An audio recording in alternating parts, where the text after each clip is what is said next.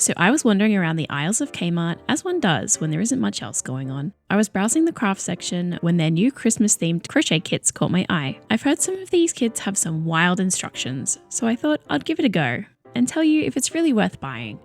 The one I'm going to review today is the Christmas pudding and reindeer. Subscribe to my channel because I'm also going to be reviewing the gingerbread man kit. So first impressions. I like the packaging, the carry bag style is so cute and it would be so easy to put a tag on it and give it to someone as a gift.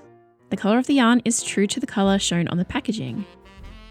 The yarn is soft and plush. It's better quality than I thought it would be for a $5 kit. I do like that I have everything to complete the project, including notions and hook. There are instructions on one side and terms on the other. Looking forward to getting into this because the Anko kit instructions are notoriously incorrect. Okay, let's compare to some of the other notions I normally use. So the darning needle is a bit bigger than my normal metal one. I think that might be an issue when it comes to finishing off the piece, just because you want more of a slimlined needle to pass under the stitches. I'll be using a 4mm hook for my makes, and comparing it to my clover hook, there does seem to be a bit of a size discrepancy. I don't like how long the hook is, and I think it would be better if it was 2 smaller hooks instead. The middle plastic grip is fine, but I probably wouldn't put too much pressure on it. Honestly, I think coming in with your own hooks would be a better option. The stitch marker is fine, it works, but it is flimsier than my clover stitch marker. Let's get started. For reference, we're going to try to make this cute reindeer and pudding. I'm going to start with the reindeer and follow the instructions as closely as I can. With these things, I always like to start with something small, so I'm going to start with the nose. Okay, so far the instructions make sense. Hopefully this is a good sign. Onto the main head. I noticed that the shape is a bit weird and not going to turn out perfectly round. I'm just going to trust the process and keep going, but this isn't going to turn out like the picture because the shape is already wrong. Okay, now it's done. Overall, not a terrible shape, but it is giving a bit more bear than reindeer. Time for a quick stuff. I've attached the ears and mouth. It's totally giving bear at the moment. And here it is complete. Not quite like the picture though, but cute enough. I'm still going to put it on my Christmas tree.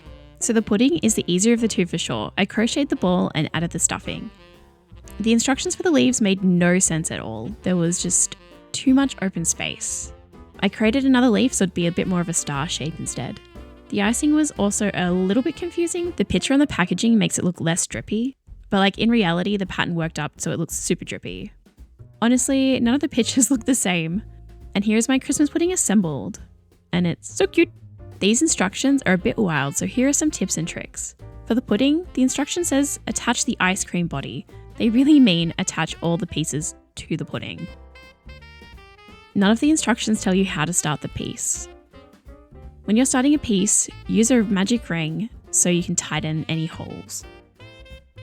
Instead of looking at the basic stitch diagram page, look up some tutorials on YouTube, because it will make a lot more sense than what they've got going on. If you're like me and have never made an amigurumi before, look up tutorials on YouTube on how to hide the ends and also finish off the pieces. Also, it doesn't really tell you if you're crocheting in a spiral or if you need to start a new row. For my pieces, I decided to start a new row, so it does have a seam down the back of both of my pieces, but that doesn't bother me because I'm going to put them on my Christmas tree. But if you're going to display them somewhere, I would highly recommend that you do the spiral method instead.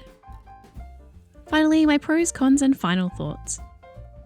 Overall, the quality of the kit is decent. The $5 price tag is decent for what you get. Let's start with the good. I like that the packaging had minimal plastic so it's easy to recycle. The quality of the yarn was good and didn't split when I was crocheting. It also had all the notions to finish the project. The mid and bad. The quality of the notions were a bit too cheap feeling, and I think you could easily break the stitch marker if you're not careful. I didn't like the hook and I think that you should use your own ones, but it is usable if it's all you have. Another positive, there was plenty of leftover material so you could totally make another amigurumi with it. My final rating for this kit is 5 out of 10 cozies. Would I buy it again? Yes, I totally would. Thanks for going along on this adventure with me. Let me know if there's any other kits you're curious about, or if you've tried this one, let me know in the comments below. As always, thanks for watching, like, comment and subscribe so you never miss a video.